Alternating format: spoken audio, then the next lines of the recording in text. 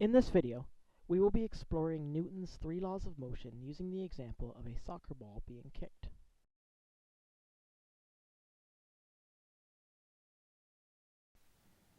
Newton's first law of motion states that if the net force on an object is zero, the object will remain at rest or continue at a constant velocity, or an object will remain doing what it's doing unless an external force acts upon it.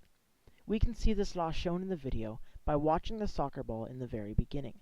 It begins stationary, and remains stationary because the outside force of gravity is counteracted by the normal force produced by the ground. The free body diagram of this soccer ball would show that its forces are balanced. Newton's second law of motion says that if the net external force on an object is not zero, the object will accelerate in the direction of this net force. This is represented in the example once the player makes contact with the ball.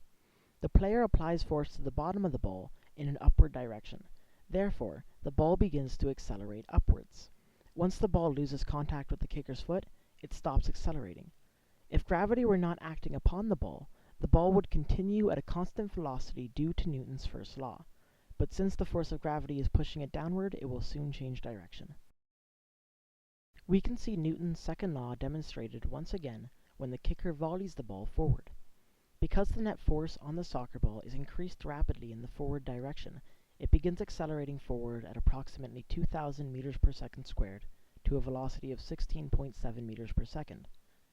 Knowing that the weight of the soccer ball is 0.4 kilograms, we can use the equation force equals mass times acceleration to solve that the applied force is approximately 800 newtons forward. Newton's third law of motion states that for every action force, there is an equal in magnitude yet opposite in direction reaction force. We can see this law demonstrated in the video once the soccer ball comes into contact with a brick wall. When the soccer ball makes contact with the wall, it exerts its force into it. Because of Newton's third law, the wall sends an opposite force with the same magnitude back at the ball.